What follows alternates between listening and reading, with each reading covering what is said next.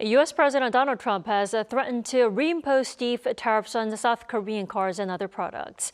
And the remarks have sent shockwaves through domestic political circles here in the country, reigniting debates over stalled legislation and divisions inside the National Assembly.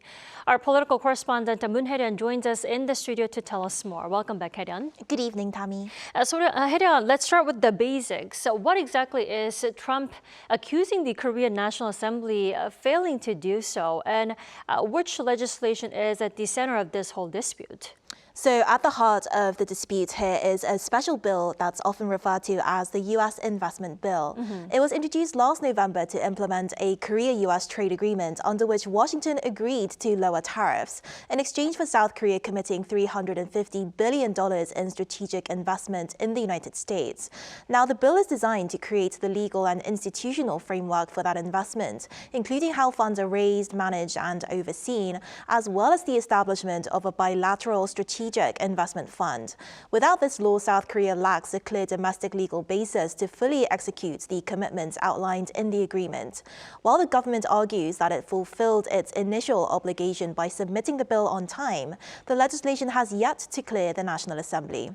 U.S. President Trump is now citing that delay as evidence that Seoul is dragging its feet and has warned that tariffs on Korean goods, especially automobiles, could jump back up to 25% from the current 15%. Right, Hye-ryeon. Now, as you mentioned, both the ruling and the opposition parties believe the bill is necessary, but the process has stalled. Where exactly are lawmakers clashing at the moment? So the conflict isn't actually over whether South Korea should cooperate economically with the United States. It's over constitutional authority and procedure. The ruling Democratic Party maintains that the original agreement with Washington was a non-binding memorandum of understanding, not a formal treaty. So from that standpoint, the government is not legally required to seek National Assembly ratification of the agreement itself. Instead, the Democratic Party argues that passing the special investment law is sufficient to meet Korea's domestic legal requirements while preserving policy flexibility, and that the bill is moving on schedule. This is proceeding in line with the Assembly's normal schedule, and the government is well aware that this is how the process works. The opposition People Power Party takes a sharply different view.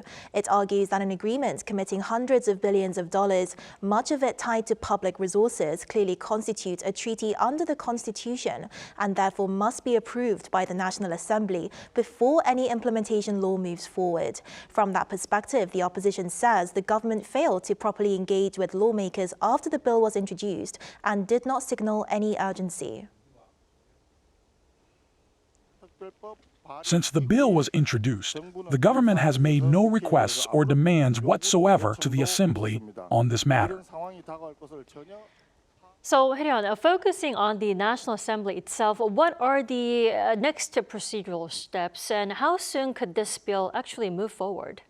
So the government and the ruling party have actually come to a formal agreement aligned on beginning full legislative review in February, following a party government policy meeting held earlier today on Tuesday. So according to ruling party lawmakers, the administration had originally asked for the bill to be submitted and passed by February, with December and January treated as a customary cooling off period for legislation. So from their standpoint, that means the bill is now entering its intended review window rather than being delayed. And based on that agreement, the Strategic and Finance Committee is now working with both parties to open full committee sessions in the first and third weeks of February, where the special investment bill will officially be taken up. Once those meetings are held, lawmakers intend to move deliberations forward without further delay, citing concerns that prolonged inaction could invite additional pressure from Washington. At the same time, the opposition is signaling it will scrutinize the process closely, meaning procedural disputes could still affect the pace.